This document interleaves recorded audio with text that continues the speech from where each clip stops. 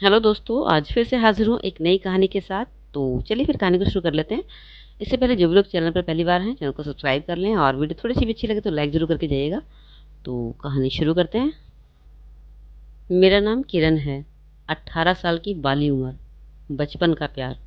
हम चौल में रहा करते थे, मुंबई में। हमारे ही चौल में एक लड़का रहा करता था, जो उम्र में लगभग मुझसे 8 साल बड़ा था। हम बचपन से साथ रहे थे, साथ खेले थे और बड़े हुए तो प्यार भी हो गया। पापा मम्मी को वह लड़का बिल्कुल पसंद नहीं था, क्योंकि उनकी फैमिली का कोई अपना स्टेटस नहीं था। वह हमारे लेवल के नहीं थे। मेरे पापा का बिजनेस था और जैसे जैसे हम बड़े हुए तो पापा हमें उस चौल से निकाल कर एक फ्लैट में ले गए। पापा की अच्छी खासी कमाई थी। हमारे घर में अब नौकर चाकर थे। मैंने भी एक अच्छे कॉलेज में एडमिशन ले लिया था। लेकिन शायद उस बाली उम्र में, उस 18 साल की उम्र में हमें अक्ल नहीं होती है, ना ही हमें कोई सही गलत का पता होता है। उस टाइम हमारे दिमाग पर हमारा दिल हावी हो जाता है और हम ना चाहते हुए भी कुछ डिसीज़न ले लेते हैं। और मैंने भी यही किया। अपनी ज़िंदगी का सबसे बड़ा डिसीज़न, शादी। मुझे आज भी वह दिन याद है, जब मैं किस तरह से अपने कॉलेज से आकर अपने पापा को सड़क के उस पार खड़ा छोड़कर उस लड़के के साथ स्कूटर पर भाग गई थी और जाकर उससे शादी कर ली थी। उस टाइम मुझे अपने पापा मम्मी की कोई फ़िक्र नहीं थी। मैं तो सोच रही थी जैसे मैंने पता नहीं कितनी बड़ी जीत हासिल कर ली है। हमें पापा हमें चौल से इसलिए अच्छी सोसाइटी में लाए थे क्योंकि मैं उस लड़के से प्यार करने लगी थी। मम्मी पापा ने मुझे बहुत समझाया था। मैंने उनकी एक नहीं मानी थी। उन्होंने मुझे अच्छे कॉलेज में एडमिशन दिलाया, लेकिन जो होना था वो हो चुका था। मैं अपने माँ बाप को छोड़कर उसके साथ भाग चुकी थी और कोर्ट मैरिज कर चुकी थी। शादी का 1 महीना तो बहुत अच्छे से गुजरा। बहुत ही प्यार से उसने मुझे रखा, जिसकी मैंने उम्मीद भी नहीं की थी। वह सब मुझे वहाँ मिला, लेकिन जैसे ही 1 महीना गुजरा, उन सब के असली रंग मेरे सामने आने लगे। मेरी सास, मेरे ससुर और मेरे पति, तीनों का व्यवहार बिल्कुल अलग था। घर में बर्तनों के नाम पर सिर्फ 4 या 5 बर्तन थे। उन्हीं बर्तनों में खाना होता था, उन्हीं बर्तनों में पकाना होता था। चौल में सबके लिए एक ही टॉयलेट होता था। वही मुझे टॉयलेट के लिए जाना होता था, वहाँ ही नहाने के लिए जाना होता था। सोचकर और देखकर बड़ी हैरानी होती थी, क्योंकि मेरे घर में तब नौकर चाकर थे। प्यार का भूत धीरे धीरे उतरने लगा था। मैं फिर से इस माहौल में लौट कर आई थी और मेरे लिए अब जीना मुश्किल हो रहा था। फिर भी मैं सब निभाती रही, क्योंकि मैंने सुनील से प्यार किया था और बेइंतहा प्यार किया था। बचपन का प्यार जो था। धीरे धीरे मुझे पता चला कि सुनील बहुत ज़्यादा शराब पीने लगा है। वह टेरेस पे जाता, अपने यार दोस्तों में ज़्यादा मगन रहता। उसका पीना खाना रात दिन चलने लगा। अब मेरे पति इस दुनिया में नहीं हैं, तो उनके बारे में कुछ कहना नहीं चाहती, लेकिन जब गुजरा था वह वक्त याद आता है। आज मुझे समझ आ रहा था, ज़िंदगी का सबसे बड़ा फैसला लेने से पहले जल्दबाजी कभी नहीं करनी चाहिए। सोच समझ कर शादी करनी चाहिए। अब शादी को इस तरह 3 साल बीत चुके थे और मुझे एक बेटी भी हो गई थी। मुझे अपनी बेटी को इस चौल में नहीं पालना था। अब जो बच्चे के लिए खर्च होते हैं, वह भी मैं यहाँ पूरा नहीं कर पा रही थी। ना ही मेरी कोई जॉब थी। मेरे पति ने भी काम छोड़ दिया था। उसे सिर्फ शराब की लत लग गई थी। उधर मेरी सास लड़की होने की वजह से अब कुछ नाराज़ सी रहने लगी थी। उन्होंने मेरी मदद करना बिल्कुल बंद कर दिया था। मैंने अपनी मर्जी से शादी की। इसके बावजूद भी जब मेरी बेटी हुई तो मेरे घर वालों ने मुझे कुछ चांदी के बर्तन दिए थे, मेरी बेटी के लिए। माँ बाप होते हैं, लेकिन जिस तरह से उस समय घर के हालात थे, मैंने उन चांदी के बर्तनों को बेच कर इस घर के दूध के बिल भरे थे, घर में खर्च चलाया था। हालात बहुत ख़राब थे। रोती थी और अपने पापा मम्मी को याद किया करती थी। इस सब से भी क्या होने वाला था, मुझे तो कुछ करना ही था। इसलिए मैंने घर में ट्यूशन स्टार्ट किया, बच्चों को पढ़ाना शुरू किया। जब मेरी बेटी 4 साल की हुई तो मुझे एक बेटा हुआ। बेटा होते ही घर का माहौल चेंज हो गया। सास ससुर मेरे बेटे को बहुत प्यार करने लगे। बेटी को बिल्कुल भी प्यार नहीं करते थे। बेटी की सारी ज़रूरत पूरी किया करते। अब तो मेरे 2 बच्चे हो चुके थे और अब तो बिल्कुल भी चौल में रहना नहीं चाहती थी। मैंने अपने पति को प्रेशर दिया कि अब यहाँ से चलते हैं, कहीं और घर लेते हैं, बच्चों की ज़िंदगी बनाएंगे, अच्छा पढ़ाई लिखाएंगे। एक छोटे से कमरे, 10 बाय 10 के कमरा में, उसमें रहना बहुत मुश्किल था। 4 लोग एक साथ नहीं रह सकते थे और पब्लिक टॉयलेट यूज़ करना मैं नहीं चाहती थी। जो ज़िंदगी मैंने गुजारी है वह मेरे बच्चे गुजारें। इसलिए मैंने अपने पति को बहुत बोला कि हम यहाँ से चलते हैं। इसी दौरान ट्यूशन पढ़ाते पढ़ाते मैंने एक स्कूल में जॉब पकड़ ली। वहाँ मुझे 6,000 की नौकरी मिली। तो ट्यूशन और स्कूल को मिलाकर अब मैं लगभग 10,000 के आसपास कमाने लगी थी। मेरे बच्चों का खर्चा थोड़ा बहुत निकल रहा था, लेकिन फिर भी मैं इस चौल में नहीं रहना चाहती थी। पति को पीने की लत बहुत ज़्यादा हो चुकी थी। मुझे 10,000 में से अपने पति की अय्याशी के लिए भी उसे पैसे देने होते थे। वो शाम को शराब पी के आता और मुझे बहुत मारता, वह भी बच्चों के सामने। मेरे बच्चे उससे बहुत मिन्नतें करते कि मम्मी को मत मारो, और मैं बच्चों के सामने उनके जुल्म का शिकार होती रही। मैं इसलिए बहस नहीं करना चाहती थी ताकि मेरे बच्चों पर कोई बुरा असर न पड़े। मैं नहीं चाहती थी कि बहस हो और लड़ाई ज़्यादा बढ़े और मेरे बच्चे और ज़्यादा परेशान हों। मैं उससे माफ़ी मांग लिया करती थी, कहती तुम्हें कभी शराब के लिए मना नहीं करूँगी। मैं जब भी शराब के लिए मना करती वह हमेशा मुझे मारा करता। मेरे बहुत कहने पर उसने एक जॉब करनी स्टार्ट की। उसकी तनख्वाह वहाँ से 18,000 मिला करती थी, और मेरे कहने पर ही हमने फिर घर लोन पे ले लिया, जिसकी EMI 13,000 रुपये थी। मैंने सोचा था दोनों कमाएंगे और लोन उतार देंगे, लेकिन मुझे नहीं पता था इसके अलावा भी मेरे पति और क्या क्या करता है।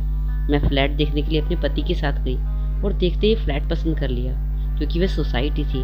मैं अपने बच्चों को अच्छी सोसाइटी देना चाहती थी, अपने पति को भी उस माहौल से निकालना चाहती थी। मैं उसे धीरे धीरे सुधारने की कोशिश कर रही थी, जबकि मेरे सास ससुर नहीं चाहते थे कि मैं वहाँ चौल छोड़कर जाऊँ। लेकिन मैं हिम्मत नहीं हारना चाहती थी। हम लोग चौल छोड़कर जा चुके थे। हमें वहाँ से गए हुए 6 महीने हो चुके थे और हमने 6 महीने तक लोन भी चुकाया। लेकिन मुझे नहीं पता था कि मेरी ज़िंदगी मुझसे और बुरा खेल खेलने वाली है, मुझे पूरी तरह बर्बाद कर देने वाली है। एक रात मेरे पति ऑफिस से आ रहे थे और मेरी उनसे फ़ोन पर लगातार बात हो रही थी। फ़ोन कट चुका था। उसके आधे घंटे बाद मुझे फिर से एक कॉल आया। उसे सुनते ही मेरे पैरों तले ज़मीन निकल गई। फ़ोन पर जो इंसान था वह मेरा पति नहीं था, कोई और था। उसने कहा तुम्हारे पति का एक्सीडेंट हो गया है, वो मर चुके हैं। मैं तो जैसे होश खो बैठी। अभी तो मेरी ज़िंदगी में थोड़ी सी खुशी आई थी। मैंने अपने पति को थोड़ा सा चेंज कर लिया था, लेकिन इस हादसे ने मुझे फिर से वहीं लाकर खड़ा कर दिया। एक तरफ पति की मौत का गम और दूसरी तरफ मेरे घर का लोन। मेरी इनकम सिर्फ 6-7 हज़ार और घर की EMI 13,000, बच्चों के पढ़ाई के खर्चे। मैं सब सोच सोच कर हैरान हो जा रही थी। मुझे समझ नहीं आ रहा था कि मैं क्या करूं। ससुराल वालों की तरफ से भी मुझे कोई मदद नहीं मिली। मेरे पति के मरते ही सब ने मुझसे रिश्ते तोड़ दिए। अपने पति की मौत के 2 महीने बाद ही मैंने नौकरी पकड़ ली। वह एक कॉल सेंटर की जॉब थी, नाइट ड्यूटी हुआ करती थी। मेरे माँ बाप का घर भी कुछ ही दूरी पर था। मैं दोनों बच्चों को अपने माँ बाप के घर छोड़ देती और नौकरी पर जाने लगी। वहाँ मुझे 14,000 की नौकरी मिली, लेकिन टेंशन अभी ख़त्म नहीं हुई थी, क्योंकि 13,000 तो मकान की EMI थी। 1,000 में मैं क्या करती, क्या बच्चों को खिलाती और क्या अपने घर का खर्चा चलाती। अब मैंने फिर से ट्यूशन स्टार्ट किया। रात को मैं नाइट शिफ्ट के लिए जॉब करती और दिन में बच्चों को ट्यूशन देती। यहाँ सोसाइटी में मुझे ट्यूशन के अच्छे पैसे मिलने लगे, क्योंकि यहाँ कुछ अच्छे घरों से बच्चे आया करते थे, तो फिर अच्छे से पैसे दे दिया करते थे। 1.5 साल हो गया था मुझे लोन भरते भरते, और मैं धीरे धीरे निकल भी रही थी, पर मैं नहीं जानती थी कि मैं निकल नहीं रही हूँ, मैं और उलझने वाली हूँ। मुझे एक दिन फिर से एक फ़ोन कॉल आता है। वह क्रेडिट कार्ड कंपनी से फ़ोन होता है। बोलते हैं तुम्हारे पति ने 2.5 लाख का लोन लिया है, वह तुम्हें भरना है। यह सुनकर तो मेरे पैरों तले ज़मीन निकल जाती है।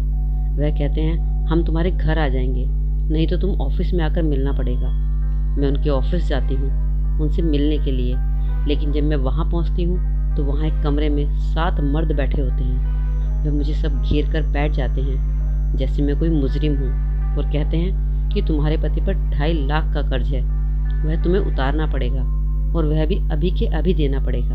मैं हैरान थी। मैंने उनसे बहुत मिन्नत करी। मैंने कहा कहाँ से दूंगी इस टाइम, मेरे पास कोई पैसा नहीं है, मुझे घर जाने दीजिए, मेरे बच्चे अकेले हैं। उन्होंने मुझे ऐसे बांध के रख दिया जैसे वो मुझे कभी जाने ही नहीं देंगे। उस टाइम मुझे इतना पता नहीं था कि अगर पति मर गया है तो उसके लोन के उतारने की जिम्मेदारी मेरी नहीं है। मैंने कहा मैं आपका सारा लोन उतार दूंगी, बस मुझे यहाँ से जाने दीजिए। किसी तरह मेहनत करके मैं उन लोगों ने मेरी सुनी और मुझसे मेरा एड्रेस लेकर कहा कि हम तुम्हारे घर पहुँच जाएंगे अगर तुमने लोन नहीं चुकाया। मैं फिर से अपने पापा के घर मदद मांगने के लिए गई। मेरे पापा ने साफ मना कर दिया। उन्होंने कहा कि मैं एक पैसा नहीं दूंगा, तेरी करनी है तू भुगत। मैं भी उनकी बेटी थी, मुझ में ईगो आ गई, वहाँ से आ गई। अब तो सोच लिया था कुछ करना है, बच्चों को भी पालना था और लोन भी चुकाना था। मेरा एक छोटा देवर था, मैंने सोचा क्यों ना उससे मदद मांगूं। वह थोड़ा पैसे में अच्छा था, शादीशुदा था। मैं उसके पास गई तो मैंने उसकी सारी परेशानी अपनी बताई। उसने कहा ठीक है भाभी, आप आकर मुझसे मिल लेना। मैं 2 दिन बाद अपने देवर से मिलने गई। मैंने उनसे कहा तो उन्होंने मुझसे कहा, ठीक है, मैं मदद कर दूंगा, लेकिन भाभी कोई भी चीज़ इतनी आसानी से नहीं मिलती, हर चीज़ की कीमत चुकानी होती है। मैं उसकी बातों को बहुत ही नॉर्मल तरीके से सुन रही थी। मैंने कहा, बताइए क्या कीमत होगी। मुझे नहीं पता था कि उसके मन में क्या है, क्योंकि मैंने उसके साथ बहुत टाइम बिताया था। अब तक ऐसी कोई बात नहीं थी। मैं उसके साथ 10 साल रहकर आ चुकी थी। तब ऐसा कुछ नहीं हुआ था कि उसके मन में ऐसा भी कुछ हो सकता है। अभी तक उसके बारे में मैं ऐसा कुछ नहीं सोच रही थी। एक दिन वह मेरे ऑफिस के नीचे गाड़ी में आया और मुझे कहने लगा, भाभी आओ, तुमसे बात करनी है। मैं नॉर्मल उसके पास गई। बोला, कहो भाभी क्या काम है। मैंने कहा, आप मेरी मदद करो। तो उसने मुझसे इतनी घिनौनी बात की जिसे मैं आपको बता भी नहीं सकती। मैंने उससे कहा कि मैं तेरी भाभी हूँ, तेरे घर में बीवी है, बच्चे हैं, तू कैसी बातें कर रहा है, क्या हो गया है तुझे। पर कहते हैं ना, जब औरत के सर पर आदमी का साया नहीं होता तो सब उसे ऐसे सोचते हैं कि वह सबके लिए अवेलेबल है, उसे हर कोई यूज़ कर सकता है। मैंने उसकी बातों का साफ इनकार कर दिया और कहा, मुझसे आज के बाद बात करने की कोई ज़रूरत नहीं है, और मैं अपने घर चली आई। लेकिन कुछ दिनों तक उसने मेरा पीछा किया और मेरा इंतज़ार नहीं छोड़ा। उसकी वजह से मैंने कई बार अपना टाइम बदला, अपना रास्ता चेंज किया, तब जाकर वह कहीं रुका। इसी दौरान मेरी एक और अच्छी कंपनी में जॉब लग गई। वहाँ मेरी तनख्वाह बहुत अच्छी हो गई थी। भगवान ने मुझे एक रास्ता दे दिया था।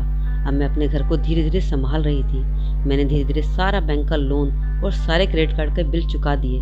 मैंने बच्चों को अच्छी एजुकेशन देने शुरू किया। मेरे बच्चे अच्छे कॉलेज स्कूल में पढ़ रहे थे। लेकिन इस दौरान मैंने ज़िंदगी के अलग अलग रूप भी देखे। मैं विधवा थी तो लोग गंदी नज़रों से देखते थे, जैसे खा जाएंगे। कोई भी मुझसे कुछ भी बोल जाता, लेकिन मैंने अपने आप को बहुत संभाल कर रखा। अपने बच्चों की खातिर मैंने ज़िंदगी के हर पड़ाव को बहुत अच्छे से पास किया। अब मैं धीरे धीरे ग्रो कर रही थी। मैंने आगे पढ़ाई भी की, जिस वजह से मुझे और अच्छी पोस्ट मिली। लोगों ने बहुत कहा कि कॉल सेंटर में जॉब करती है, कॉल सेंटर अच्छे नहीं होते, लेकिन मैं बताती हूँ कॉल सेंटर बहुत अच्छे होते हैं। लोगों की सोच है कि कॉल सेंटर में लड़कियाँ या औरतें सेफ नहीं होती, जबकि मेरा कहना है यह है कि औरतों के लिए सबसे अच्छी जॉब कॉल सेंटर की है।